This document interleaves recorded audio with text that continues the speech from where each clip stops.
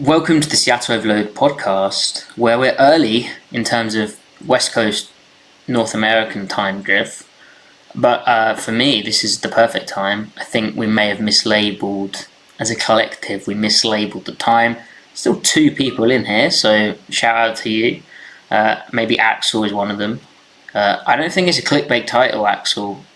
I think this actually is the key for the Seahawks defense to become elite. But first, Griff, do we want a preamble? Should we just get into it? Do you want to tell me to do things or? Yeah, got a little checklist for you. So, Maddie, homework is no. Well, credit to you. You did watch Master and Commander. Credit to you. I did. But you have not watched Children of Men. So, chat, get on Maddie's ass about that.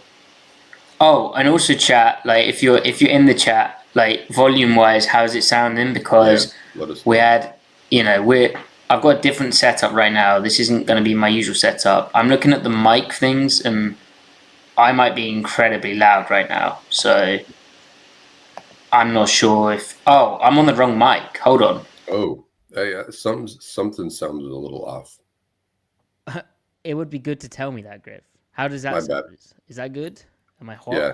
As in, Well, all right, chat. You tell us, how is our volume compared to one another? How about now, to Duck and Axel? And Check chat, one. this is good. It's feedback. Check You're one, here to check hold us two. accountable Yeah. in the show, not after the show. After the show helps no one. Mic test. Now Matty's a little quiet. Perfect, right? Now, wait until you see me do the thing. How do I do the thing? Oh gosh. Also, do you like this, like the light that I'm getting in for my window right now? I love it. I was actually going to reflect on that. I bumped myself up a tiny bit. You also have to remember, like, Griff does have a better voice than me. It's just fact of life. Poppycock. I'm You have big an enough to accent. admit it. Americans love accents. Well, not Most always. most of your audience is American. So Well, it's like the first time I went to Alabama, everyone was like, "Oh, I love your accent," and then the second yeah, time I went to Alabama, they were all like, "I'm gonna basically like get in a bar fight with you because of your accent." really? But They perhaps that was the difference between being able to legally drink the second time round uh, and not being able to legally drink the first time round. yeah, Not saying that my drunk or not drunkenness was a factor. More yeah. that the places I was, you know, in were perhaps the issue. What what was that weird for you? Like odd being somewhere Yeah, not being legally allowed to drink at the yeah, time? and like Must have been strange. not that I follow this, but our culture is very much a binge drinking nation of like when you've become a teenager. Yeah, I mean, America has its roots, deep in the alcohol lore as well. It's not like, but I think that yeah, it's a little drinking culture still slightly different. Yeah, Um, anyway, fun. Right. Maddie, you've done a very good job of trying to change the subject, but you still need to watch Andor as well. Okay. And look, dude, there's no reason why you wouldn't like Andor because the guy who wrote it wrote your Yeah, favorite like you've movie yeah, trilogy of all yeah. time. You're right. You're right. Hey, you know what? I might check it out. I'm on a little vacation after this show, so Mhm. It's Jason Bourne in space, but I would say that sounds unrealistic, bro. it's even better, and because there's more plot, more parallel storylines being told at the same time. It's not just following one guy and his adversaries. It's like following there's three or four threads kind of. Okay, cool. Yep, It's a masterpiece to I be honest with you. I got it. Yep. Anyway, Brilliant. hit it, Maddie.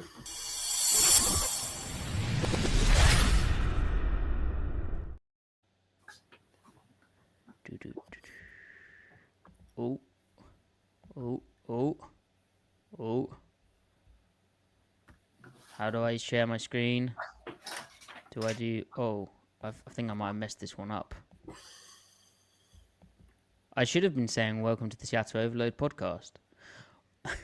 Welcome to the Seattle Overload podcast, where, yes, we're going to answer that clickbaity topic. The Seattle Seahawks defense can be elite by improving in this area. What area is that?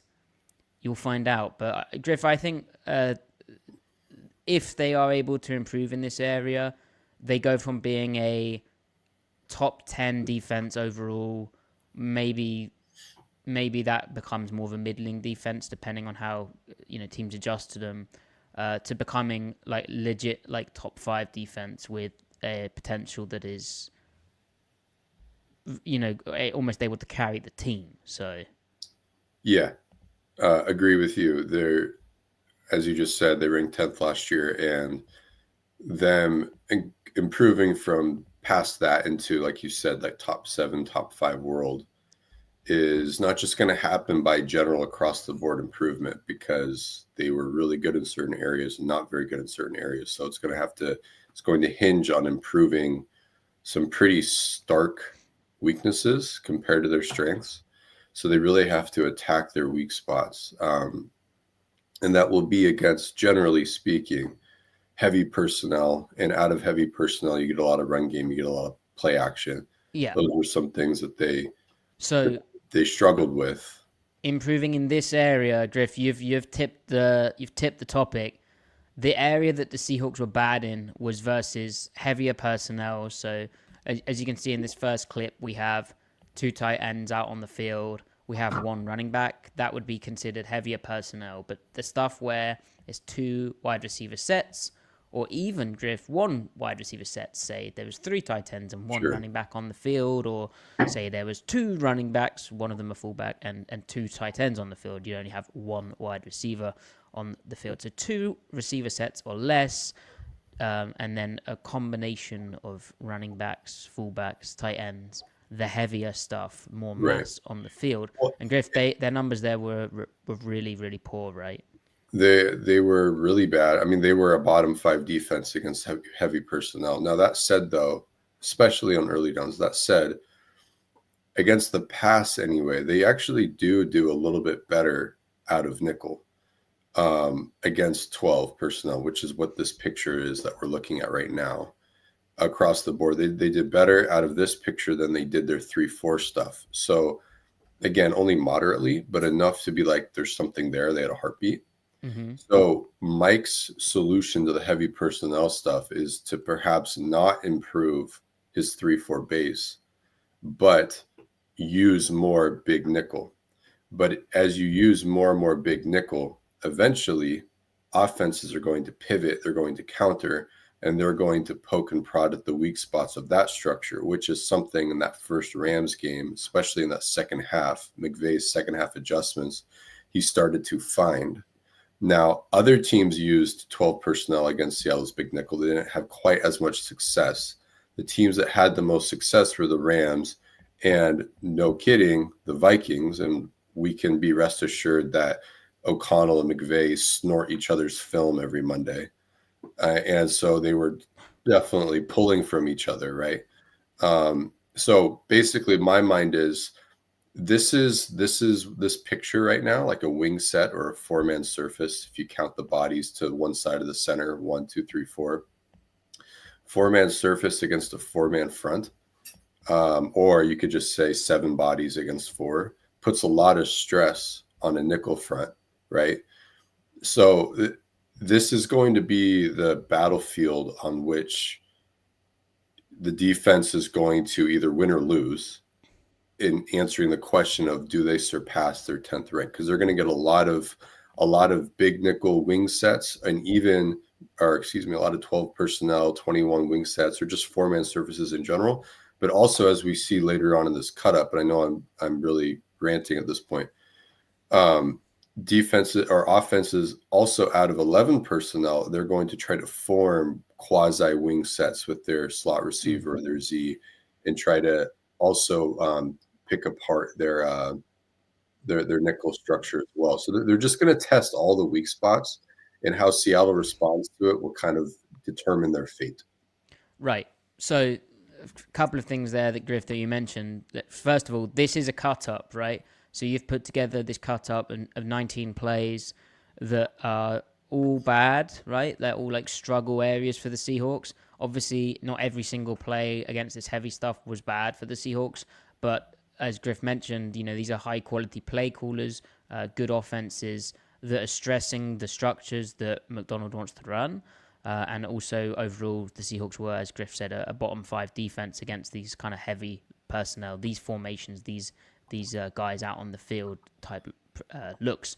And Griff, for the Seahawks, right, Mike McDonald makes his money on the passing downs. It's where the Seahawks are elite. Passing down being, a 3rd and long, maybe even a 2nd and long. Sometimes 2nd and 7+ is now a passing down in the NFL. I know some coordinators treat it as such, but could be like a 3rd and 4+, 3rd and 3+ is like a passing down in the NFL, right?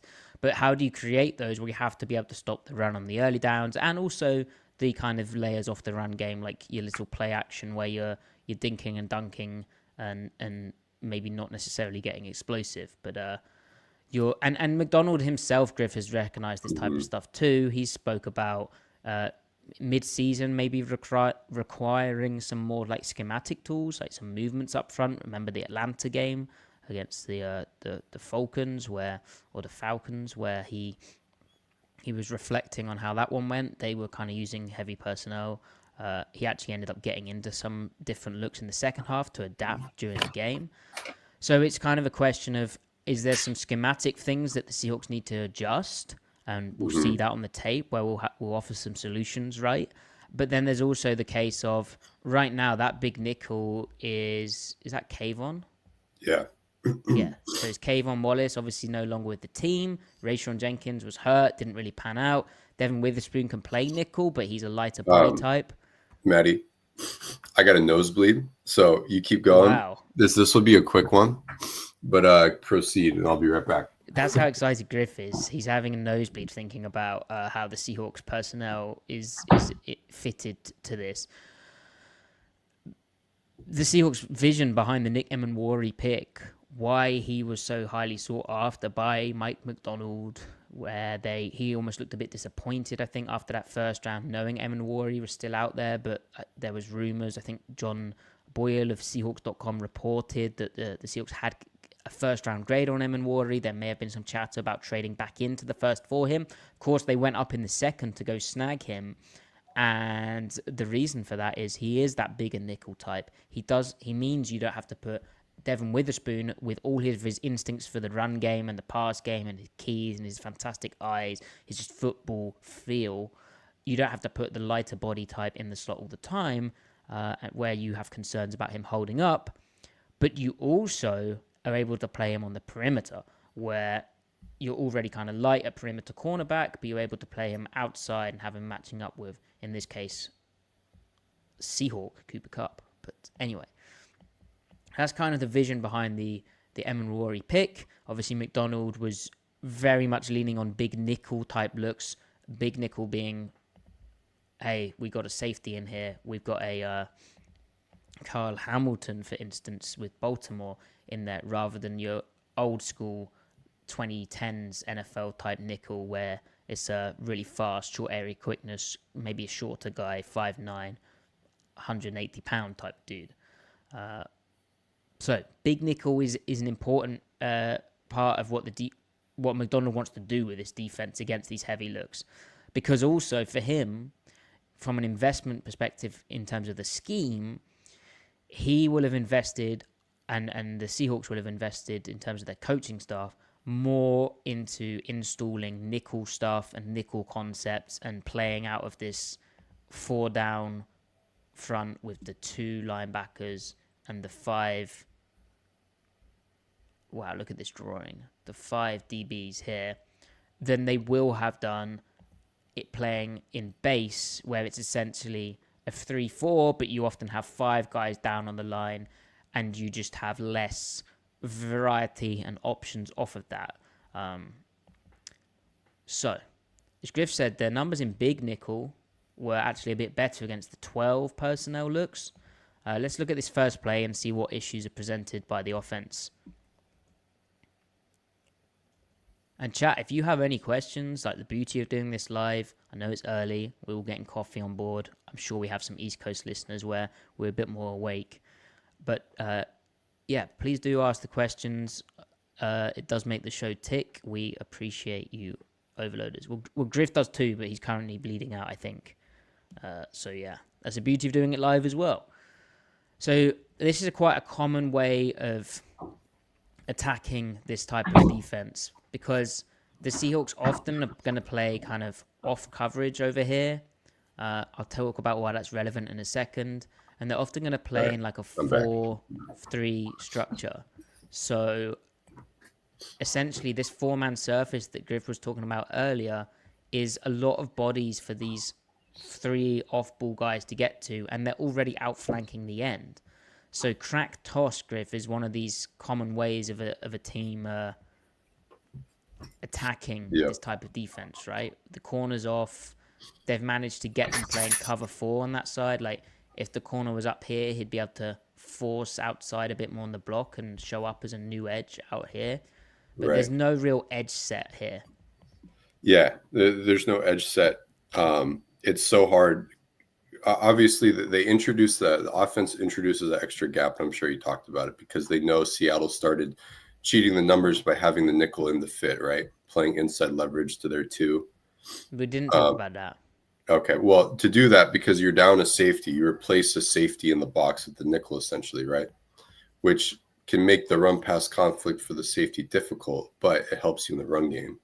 So then offenses counter by reintroducing another gap to make them out-gapped again in the box. So like you said, there's no one, like who's your edge setter? Who's your force player? The nickel has to gain outside leverage on that second tight end, forming, what is that, an E gap? A, B, C, D, E. Yeah. So they get leverage on the E gap to force the ball, the running back, the ball carrier back into the D lineman or Jones. But it's really hard that you have to gain a lot of width as a defense. So because you'd have to go sort of from here into here, and then we'd have to go from here into here, and we'd have to go here from here, and these 3 are kind of on a string flowing with that, right? Right. So it's basically just a race to that edge, the whole defense. So you're really you're really stressing it, and then that makes you not only vulnerable to the outside, but also the cutback as well. Yeah. So immediately right off, the first issue, I think, is the edge, the closed side edge or the strong side edge. Derek Hall right here. He has to play through that block, but also be available to cross face too, because he's 2-gapping. Right. He's in theory, basically to buy time for this to happen, right? He has to prevent this guy getting up here, otherwise there's going to be no edge ever, really. Right. So he has to gain not just leverage but depth on the wide tight end, which he kind of gets knocked back, but he's not gaining enough width, right? And he's inside, yeah. He's inside, so 84 is turning him a little bit. And why do the Rams keep trying to acquire a tight end? They really wanted Brock Bowers. They really wanted Ty Warren this year. They ended up getting Terrence Ferguson, who's a good player. Like, there's a reason for that. McVay is trying to pivot to being like a really badass 12 personnel team. Because he knows teams are going to try play big nickel against it, and he knows that there's like an edge there if their second tight end's better than that big nickel, and other things. But the knock-on effects of that are going to be offense effectiveness. Right. So, I mean, Jones does everything he can here. But even with him hauling ass, this still goes for like a free 7 yards. Yeah, I mean, he does a good job getting over the top of this tackle, right? It's not the best from Dodson.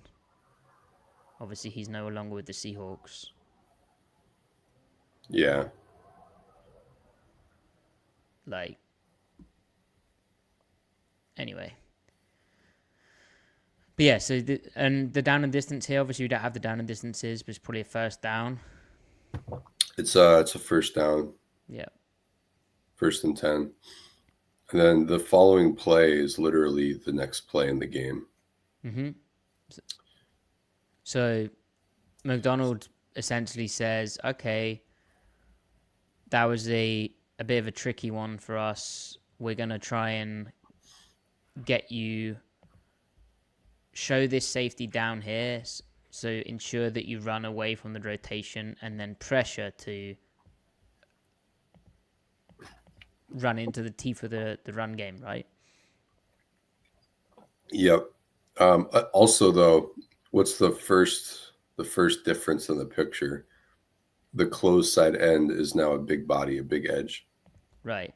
Which is one of his personnel solutions will be, rather than having Derek Hall play out there, he'll have Rory Robertson Harris, or this year that will be a DeMarcus Lawrence, or Leonard Williams even played out there at times. Mike Morris, depending on his development. Mike Morris, right? Like if Byron Murphy wants to play more to the inside, then you could put Leonard Williams out there a bit more. I suspect that actually might be what we see when they really need it. Right. But so yeah, it's we've got a 5-man pressure, right? Yeah. I mean, it's almost a worse scenario. It makes it worse. The principle is the edge getting hooked again, right? Right. The edge gets hooked. It just means Ernest Jones it accelerates how fast the ball goes to the outside very clearly. Because they're playing like more press outside here, and the corner's able to show up a bit more to the outside against that block. But Jones has a real long way to get outside and over the top of this, and he has to beat that. And Jones, as good as he is, he doesn't have that pure raw sideline to sideline speed. No, and Warner might get over the or Dre Greenlaw might get over the top of that block, but not Greenlaw. Okay, Fred would. But he's still gonna have to run a long way. Yeah, we get fumble. Devin finding a way to impact the play still. Yeah, and then the corner playing out, like pressed up and then winning to the outside. You can see how that is important, and how on the first play the corner playing off made it even harder. Mm-hmm. Like generally to like pair trips tight end, you are going to play a quarter, so you are going to play that corner off. Because they pressure here is why the corner's more aggressive.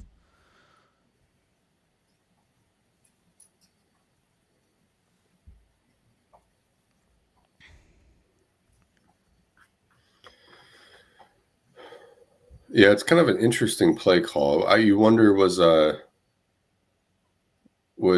Robertson Harris supposed to cross face? Was he supposed to slant outside? And then because... Well, it's like a pirate. It is, but like in a very extreme one. Or was Wallace meant to come off the edge?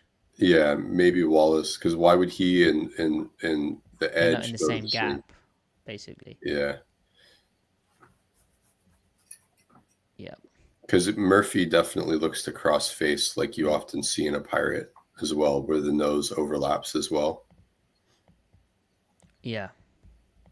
I still don't really. I like that he wants to throw action at a run, at a formational alert. Mm-hmm. Right. This is one of the. But I don't know if this is one of the potential answer. solutions, right, Griff? Like the moving up front, pressuring, getting like against Atlanta. Like one of his things was pressuring into like bear looks, and even some like 5 down nickel looks, which we didn't really see for the rest of the season. Don't want to get too ahead of ourselves in terms of solutions, but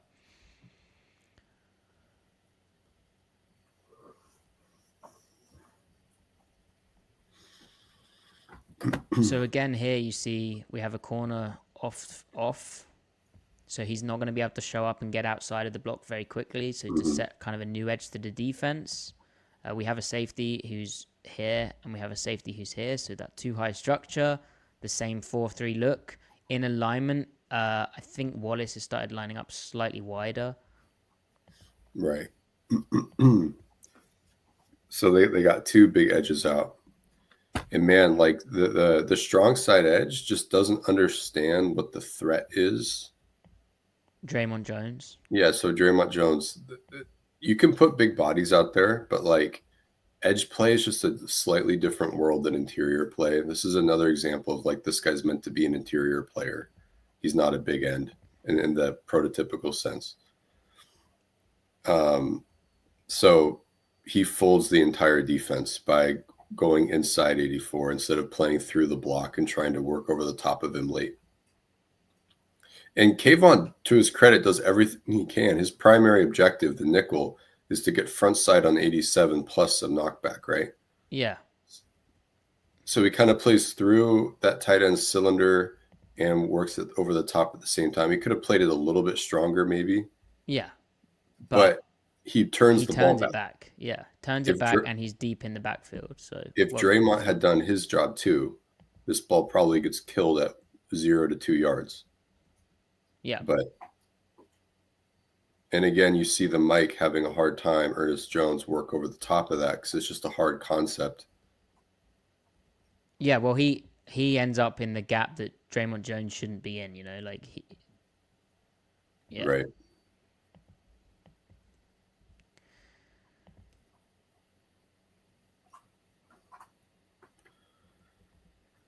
And if Spoon actually does they're digging out the safety here, but if Spoon gets blocked, it'd be interesting. The outside corner, there are some plays I wasn't able to include it in the cut up because it was getting too long. But there is one play against Arizona and maybe Minnesota as well, where they defend it well and the edge and the nickel spill the ball out to the outside corner, and it's Spoon making the play as the outside corner, getting off his receiver block and finishing the play up. Yeah. So the outside corner can have an impact as well. And you can see here how, Griff, this looks kind of like a stunt, but I think it's more them just playing for knockback and looking to play heavy. And if you play for knockback against wide runs where you get like the scoop step from the guard or the scoop step from the tackle, it ends up looking like you're getting reached. But how the run defense was fixed on like inside runs in particular was like Leonard Williams and Jaron Reed like knocking the crap out of guards and being able to play gap and a half type stuff, right? Right. And to your point, Maddie, what's probably even more so than a toss play, what's the main run that you'd expect out of that formation against the Rams? Duo, right? So they're trying to tether the balance between, or temper the balance between, or tempo the balance between a duo run threat and the main complement, the toss play to the strong side, or any stretch play, the strong side. So it's really just about being super honest, reading your keys, I think, and not trying to guess too much, because they do get some duo runs on them later on in this cut up. So interesting. And already, as we pointed out, like Kayvon's bumped out his alignment slightly. The backers have, I think, taken a step over. So they're anticipating that wide toss.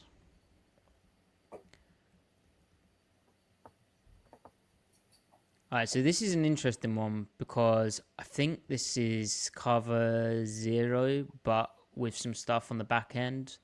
But essentially, Griff, the defense is something they did against Shanahan. I really liked it. They're like pressuring into 1, 2, 3, 4, 5, 6, and then a 6 type 2 front, which is a really, as past Seahawks defenses have shown, is an effective way of stopping Shanahan's run game because there's no bubbles in the front, and you have these 2 off-ball guys kept clean to flow together. I think like may or may not have seen something indicating this, but I think this is man to man, and then we're running something on the like a funnel. Yeah, with like these guys maybe peeling off if they come out fast. But I think this is cover 0 train. Interesting. Okay. Good stuff. So I included this one because it's not a 4-man surface, but it is 2 back, and they can create the same amount of gaps. Yeah, this again would be your heavier personnel, right? Like that is a tight end. Obviously, this is, I know it's not the 49ers, it's the Cardinals, but similar, I formation type looks that we're going to see the Seahawks running as well, right? This season. Indeed. So we'd call this 21, or is this a tight end as well? That's Trey, yeah. I think So they got Tip Ryman and Trey McBride out yeah, there. so it's 22 personnel, only one wide receiver, so super heavy. Hence why McDonald's got into this type of call. Right, like why are they in big nickel against 22 necessarily? Because it's legit 22, not like, you know, just putting a receiver in the backfield 22, you know. Yeah, I think it speaks to he loves playing big nickel, and he loves having like a cool. I mean, this is a good call. Yeah. The problem is by playing man coverage, you can see the conflict that Devin Witherspoon's in because he's man to man on this receiver here. He has to take some steps inside, all while this is coming and this is coming and this is Yeah. coming to outflank. So this is like an outside zone toss stretch play with a T kick, a tackle kick, and a Right. lead. Which deals with the corner crack replacing, and then who's getting this guy. Right. So but again, like this, you lose this with the front side edge play again.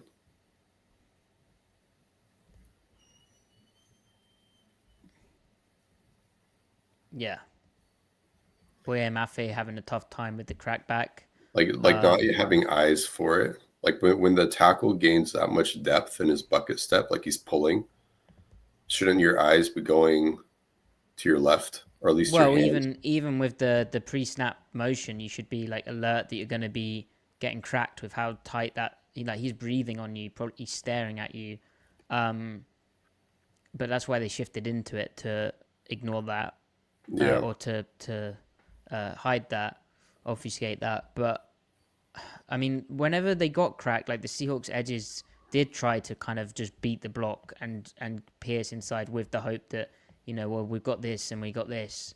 This is just a good call for attacking that with how this guy comes out. It is a good call, and overall, the Cardinals didn't have a great day on the ground. When they did have a good day, it was when they caught Seattle in a personnel disadvantage like this, which is kind of again the premise of the cut up, and that's the danger of looking at cut ups. You're taking either you're taking a bunch of examples and putting them together, and it gives the impression like it's always this all the time, and it isn't. But anyway. Yeah, but I do like this call. Like you're basically pressuring into reduced over front with the 6-2 coming and this guy and this guy. I think alignment wise, it would surely make sense to have Ernest Jones like a step here because this guy's coming here and you've got the 3 tech, the edge, and this guy and the corner is over here, right? Mm-hmm. But especially with how that fullback's aligned. But anyway, if they're gonna try to pressure their way out of some of their issues, they gotta run stunt toward the direction of where they think the play is going. So the strong side most often, which they do. But they need the D line to gain a gap toward that every whole line movement. Yeah, I mean that's really the way to solve it, I think. So you'd like get into under. In this case, yeah, but it's tough because they kind of create a balanced formation late with the motion. But anyway, so this is where the cutback becomes off of the same look. So I think, is this one 11? Yeah, so this is quasi 12. So it's 11, but Jennings motions in to form that wing. And so you see how this nickel player, Spoon, is aligned slightly outside. They're really kind of in tune to that threat. Even the backers more bumped over here, stacking the 3 technique. Ernest Jones is. Mm-hmm. They're also both pressed up at corners. McDonald also, his defense, we should say, the Baltimore like cut up I did of their run defense issues was a lot of this type of crack toss type stuff. Mm-hmm. It's interesting what they do on here they block the corner, but you can see they're so, as Griff was saying, the cutback becomes a thing when you're so in tune to getting outside on the play. Well, then suddenly there's a nice little wall to just stick your foot in the ground and cut off this and this and this and this. And this is a particularly bad rep from Hankins, but it's another reminder of like, oh yeah, 7 bodies versus 4 bodies on the line of scrimmage.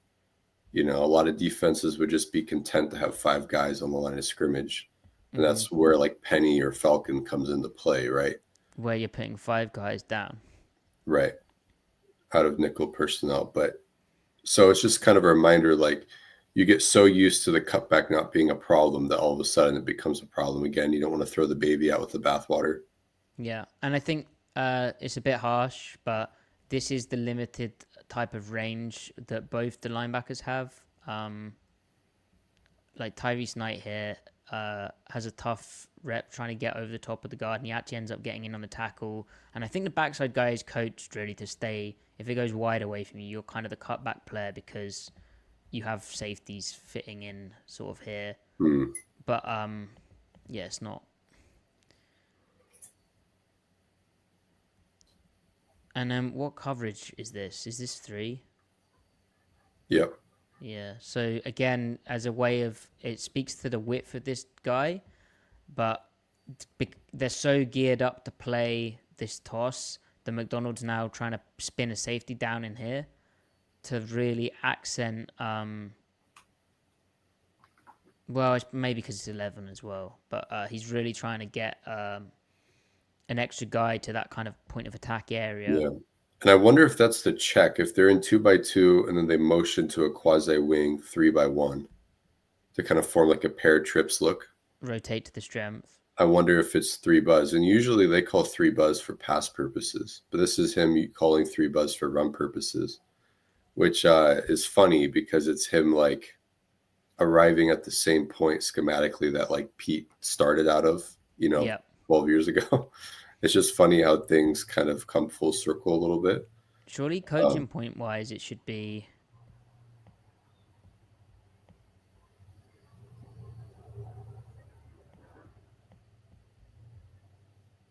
Yeah, because they're gapped out, right? Yeah, but this is what happens when you play from too high. Like Ernest Jones almost pursues into the same gap as Kobe Bryant, and the edge, and then who has that A gap area.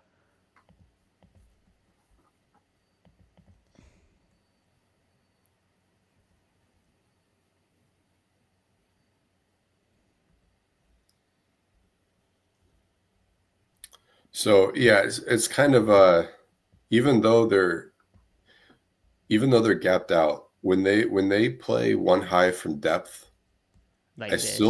still feel like the backers ball fit and not gap I think fit. so. And that's really confusing to me. That's something that a lot of NFL teams seem to be doing. And it's very disorderly ultimately, because then the safety, it's like he might as well not have him in the numbers. Yeah, you're just really, really, really cheating like the toss, and you're asking for that type of cutback, right? Yeah. Rather than everyone just maintaining their initial gap or having an assigned gap. So Griff, this was kind of what we were saying, right, in terms of getting into 5 down looks, but they are stunting. It's a very similar concept to what we saw from the Cardinals out of their 22 personnel look. Here it's 11, and they're stunting into like crack toss. So they end up spilling it, and the corner crack replaces. It's Woolen, so he's not going to be as effective taking on that block as Spoon might be. He actually does an okay job, but then he kind of loses track of where the ball is, and it's just tough. They get the edge just gets stretched out.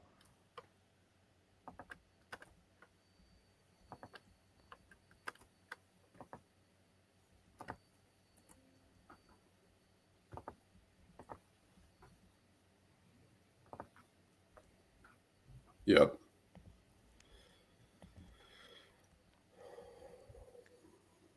All right, so we finally get duo, right? We get duo and this a similar looking pressure to what they tried with Kayvon Wallace when they pressured him here, but the edge actually stays outside. So again, getting into bear.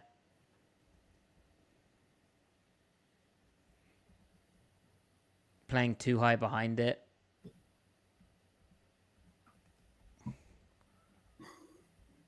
What, I mean, if Knight's ball fitting, he kind of needs to pop here, right? Yeah. And then Ernest Jones needs to sort of pop here and then here. And so duo down the pipe against ball fitting too high defense is really hard because the linebackers can't trigger immediately, which then keeps the doubles on the interior tackles, the interior linemen, like longer. Yeah. So even if you're organized, you're going to lose depth. You're going to lose ground, even if you're horizontally organized. Because Knight can't fly down here because then and we remember the Lions game where like 20-yard runs were popping right down the middle because the linebacker was declaring too aggressively against duo. So Knight knows he's going to have to hold here to remove that, but he also knows he needs to beat that over the top. It's a tough rep from, is that Murphy? Yep. Yeah, it's not. But Knight is hesitating a little too much. He should be thinking about how that's looking. Yeah, he should be thinking about stacking the back. And like we got some gap and half stuff, and we got safety helping here. And like duo primarily is looking to go here and here. It very rarely cuts back, right? Mm-hmm. So yeah, he should be really starting.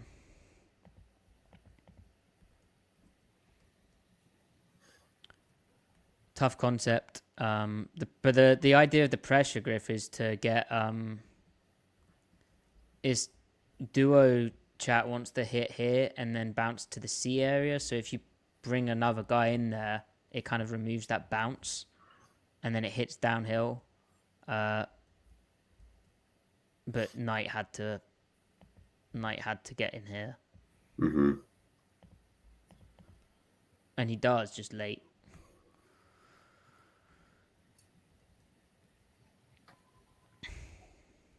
What I would do is play penny until offenses dedicate themselves to throwing it, and then just transition back out into 4 down. Right. But even with the same personnel grouping. All right, so we get kind of a it's like Zorro-esque. Outside zone. Outside zone. You get 2 lead blockers, which is creative. And would you call this, they're playing 21 personnel with 11 personnel, I think. So I think that's Christian Watson in the backfield. What, number 11? Whoever the second running back is, guy at the bottom. But they're getting the run direction in the direction of the nickel again, right? Yeah, away from where the Seahawks rotate their safety. You can kind of tell as well. And Griff, how they do that as well is structure-wise, it's pretty obvious that's going to be 3 because of how slid over they are away from where the tight end is. This quick motion means that the big nickel gets brought in as opposed to the strong safety. Now, is there much of a difference between those two types of players? Not really, but...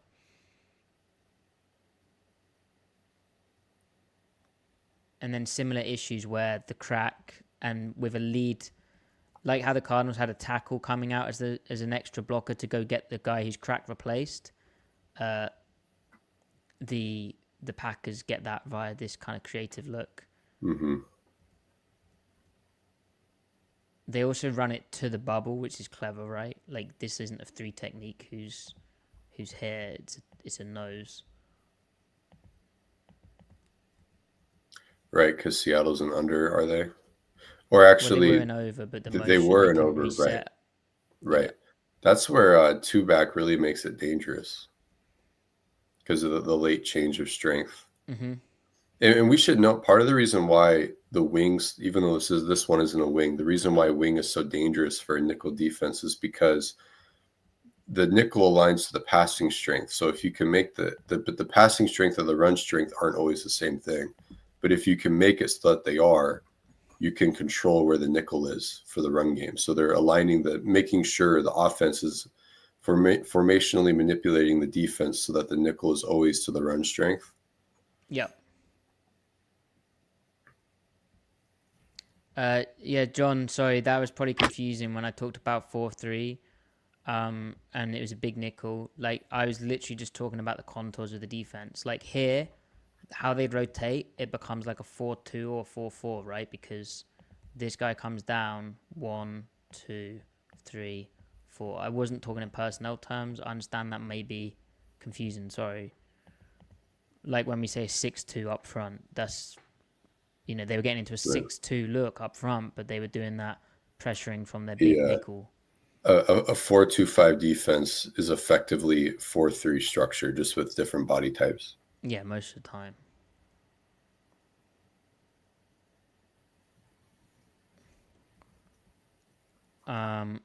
So Okay. yeah, next play. All right, so there's that 12 personnel look again. This is very from 11, right? Yeah, so 11 personnel, quasi wing, pseudo wing, whatever you want to call it. I mean, they're bringing the cornerback pressure, or is that just? No, it's cat blitz, I think. Yeah, we got a safety up here, so they're bringing the corner pressure. So like Mike wants to kill it in the cradle, right? Yeah. That seems to be his pressure design, is to kill it in the cradle, but it just isn't working. As in point of attack, get a guy unblocked to the point of attack and make the tackle. But we've seen time and time again it going outside of that guy, and then it gives these guys a hell of a long way to run. Yeah. There's no edge. Like, you've spilled the ball to who? To guys who are lined inside and have got the 4-man surface coming to them.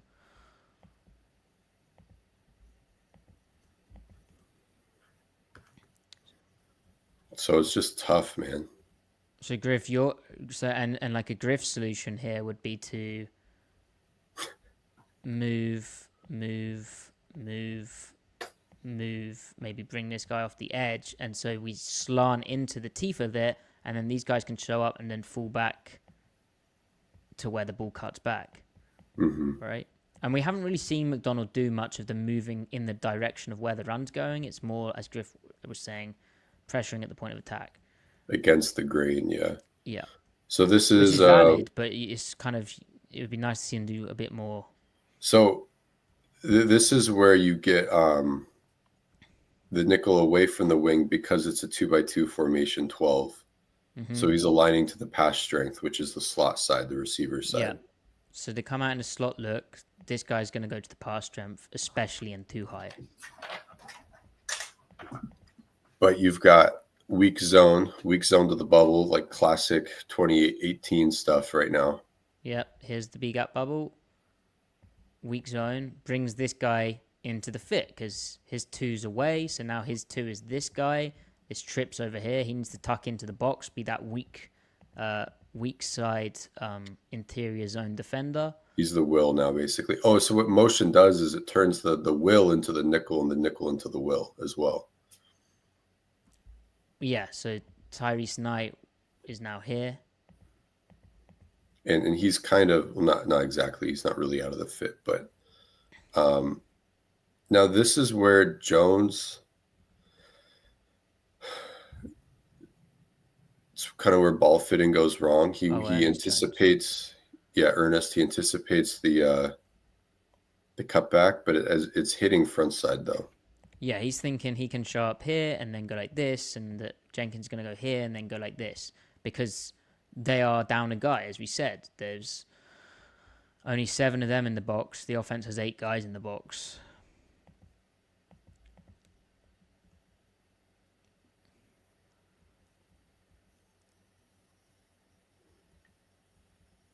So that they get creased. Yeah, I mean, that's over. Like Jones dipped here, and the whole point of second level linebacker play when you're ball fitting is you have to kind of do it on a string together. Because if you do it together, that's what the back sees, and then there's not really the gap. But if one of you's earlier or does it sooner or isn't quite thinking it the same way, then, Jenkins is where Jones was. Sorry, Jenkins needs to go where Jones was, but he hasn't. That's not his fault. It's just a chemistry, and it's just really difficult. Like, in general, it's difficult. Particularly when you've been brought into the fit by that. You now are showing up frontside B gap. Like, look at this picture here. Like, there's no way you're going to think, okay, I can fall back. You have to show up in the frontside B, otherwise it's just hitting there, and who's playing there? You still have to show up in the frontside B because of how hooked your nose has got, really.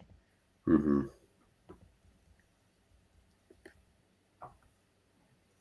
And, I mean, Jaron Reed makes a very impressive play, to be honest. Yep. And if you notice, a lot of these runs, they go in that 4 to 10 yard range fairly consistently. All right, so they dominated the Bears game. I'm not trying to cherry pick, but this was like the one successful play they had, and it was again similar concept. Same theme, yeah. So even a bad executing offense, if they push the right button, they can find the crease against the structure. Yeah. So, like, how much of this Griff as well is like McDonald's, like, he's not happy to give this up, but like 4 to 10 yards, like, part of his thing seems to be letting teams get that and then making them get impatient. Obviously, you don't want 10-yard runs every time. But none of these have been explosive because of how they've gone to the sideline. And then, I don't know, I'm just thinking aloud, really. No, you're right. I mean, it's a matter of, will offenses major out of this against Seattle now? Yeah. So another duo run just being tough. Now, again, you see that strong side rotation. Is that them trying to slant towards it? It looks like it. They're almost... the pressuring into Bear. Yep. It's tough, though, because, like, we have 3 guys, basically, for the 4-man surface we spoke about. 3 off-the-ball guys, but, like, who has your A-gap?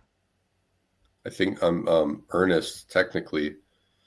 But they're so geared up for that other play, and also just geared up for doing that thing on duo, right? Mm-hmm. Where, like, I mean, if you get presented with that as a back, you're definitely, like, there's no one here. Ernest has to fall back, right? But ultimately, though, Hankins takes himself out of the play a little too much. Right, but, like, that is the design to set up this, like, Yeah. Basically, they end up with 1, 2, 3, 4, 5, 6 guys for the 4 guys out here, and they end up with no one in this nice gap.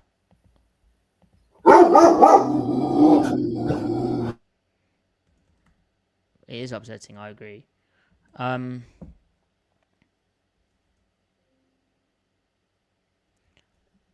into a 2-back look, Griff. Obviously out of...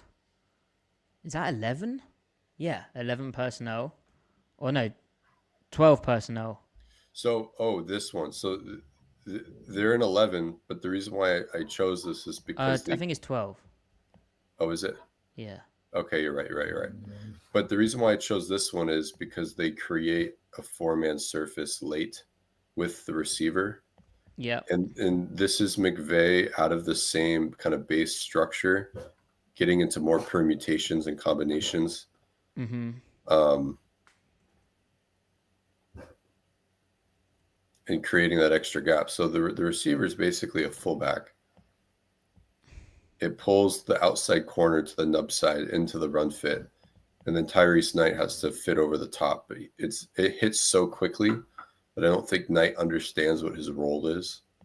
Well, and he doesn't know, does he need to get this guy, or is he trying to stay in here and let this guy go to the corner, right? Like, there's a lot going on. Yeah. And it's just duo? Or like ISO? It's kind of ISO-y, isn't it? Yeah. I bet you they call it like duo fold or something. Mm-hmm. Yeah, that's tough. So yeah, and the point is like McVay was doing this stuff on the fly in these games. You could tell like, oh, he found something in the middle of the game type of thing against Seattle stuff. And you just know that he's going to build the boat out of this stuff in his matchups next year. Or at least that's my fear. So again, not it's the same play, right? Yep. Same play. This time the Seahawks played rotation to it, so they played cover 3. So again, like I was saying, but that like 44 or 4-2 type contour structure. So the corner's actually unblocked, but he doesn't need to be blocked because there's room inside, and I have some disappointing tackling. But yeah, this is essentially for the defense. Turn back on this.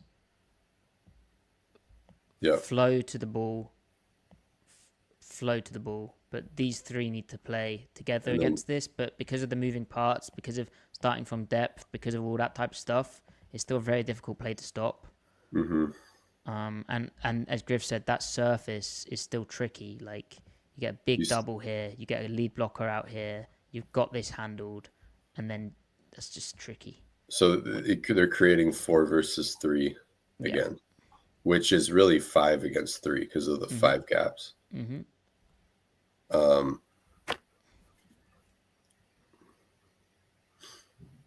Now this is where we finally get to Seattle's payback.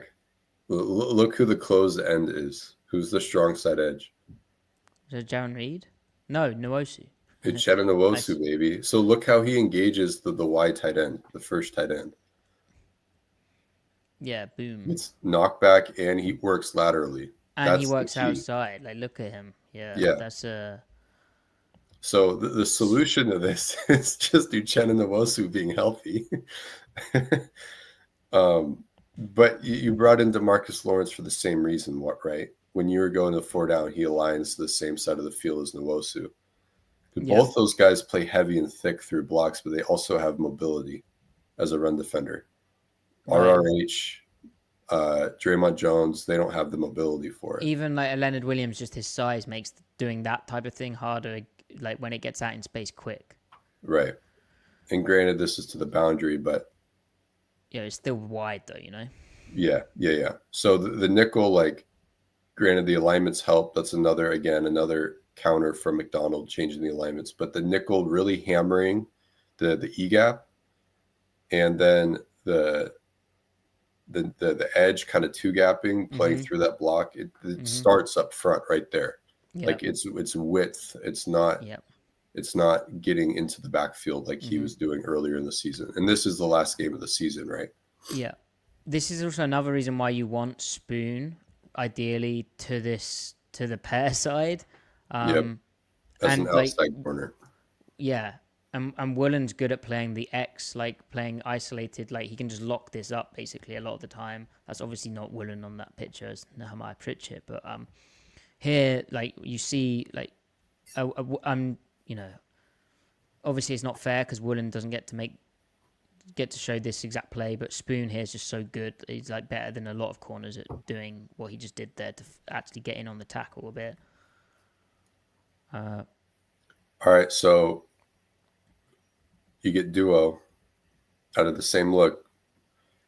The same type of buzz rotation where the safety's coming down to the strong side and inside underneath, and we got the nickel outside. Mm-hmm. And they play it outside of what you just said. They play it straight up, right? There's no pressure. Yep. And you've got Nwosu front side of the play, getting knocked back, staying available. Like he's taken the air out of the C gap, and he's available for the D gap to shed. Yeah, bro, that's crazy.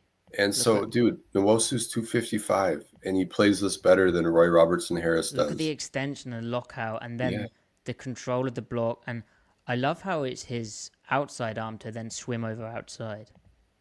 Totally.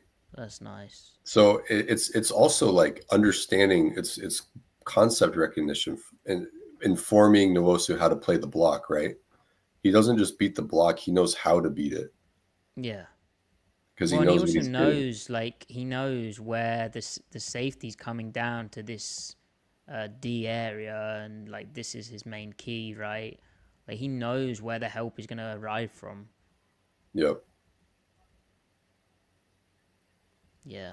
So I mean, Nwosu is he's the answer to this shit. Just better edge play is the answer. So we get duo this time out of the quasi wing, right? Or I think is that duo. Like, It's like duo slice. duo slice, But and it's cool everything to see nice. duo ran out of again that formation like 11 personnel. Yeah, and like it's not like the Vikings tight ends in this situation are way worse than what we've seen, right? Like this is no issue just balling out. Yeah. So this goes for 2-3 yards instead of 7 or 8. And then are we back at the start? We are. Yeah. So we finished it. We did it. Right, so let's very quickly, Griff. Let's find some data. I think that was your rude email to me that I just showed on stream. One second. Isn't that crazy though? How like Nwosu comes in off of injury and he just fix everything.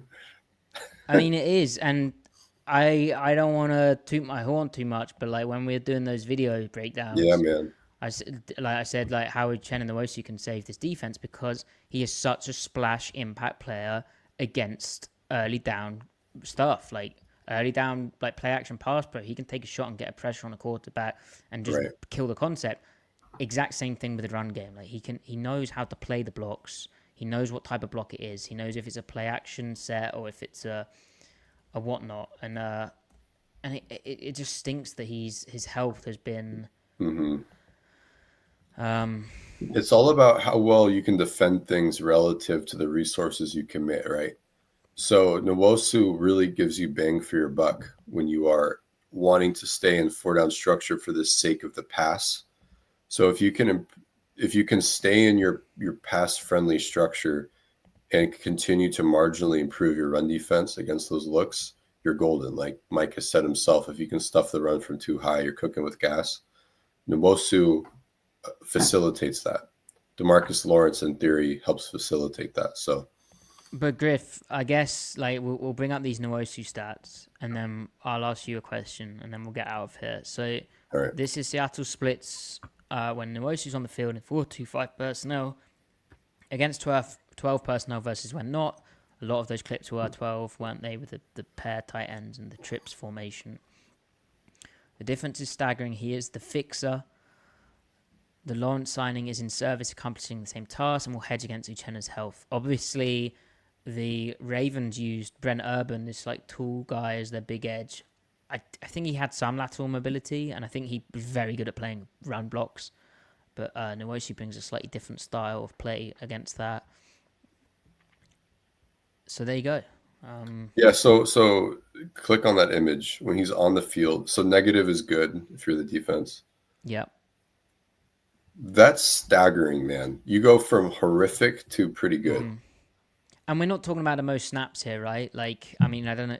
That might just be the Vikings game, and then It's how many games about did he actually play? it's so he doesn't make the play every time, No. but Well, so like he didn't make on the Kobe Bryant tackle. Like it was kind of more attributed to Kobe, right? yeah, but there are about 20-25 snaps of him Okay. on there versus not. Right. So just going through and watching the film and estimating, but yeah, it's just he fixes that that issue by himself. So hopefully we see the same thing from DeMarcus Lawrence. Well, and then in terms of personnel, Griff, as I was saying to the chat at the start while you were bleeding out, but the idea behind Nick Emanwari is that you play him as a big nickel and that he really helps your big nickel issues, particularly on the early downs, right? Or no, like, but that's surely Right. what That's a the big theory, part of what right? McDonald was thinking, like the idea behind that. Maybe that's not year one, but I don't know. Yeah. On that point, so our guy, friend of the podcast and great poster and film watcher himself, Dan Shu, he added us this morning What? We got atted? Dan said Julian Love, when asked by Mina and Eamon Wari, said that he is. When asked by Mina about Eamon Wari, he said that he is a very raw as a football player. He does, however, love his personality and willingness to learn and go for it. Compared him to Spoon as a rookie. And then Dan offered, my take is that he's very coachable and will grow into a real football player by year 2 or 3. So for Julian, because Julian Love in his press conferences is just like company line effusive praise, like just being a leader, right?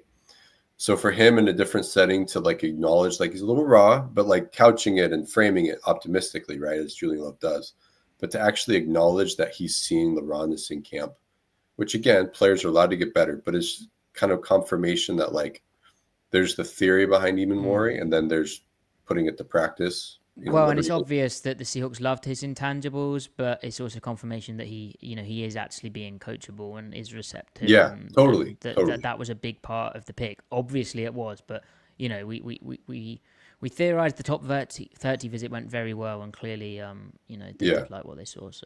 So they clearly feel good about their ability to improve him and coach him into this. So hopefully, we'll see what those early returns like. But it's like, hey, when you get a wing, do you just go down and punch that E-gap, punch that second tight end? Like how quickly do you trigger? Even speed rip, like just rip into the line of scrimmage with them, right? Like what does it look like? Well, because also like on those plays where it looks like the D end is slanting inside almost, that just speaks to it was early in the season, so they had to get a bit of feel for how like teams were actually looking to attack that structure.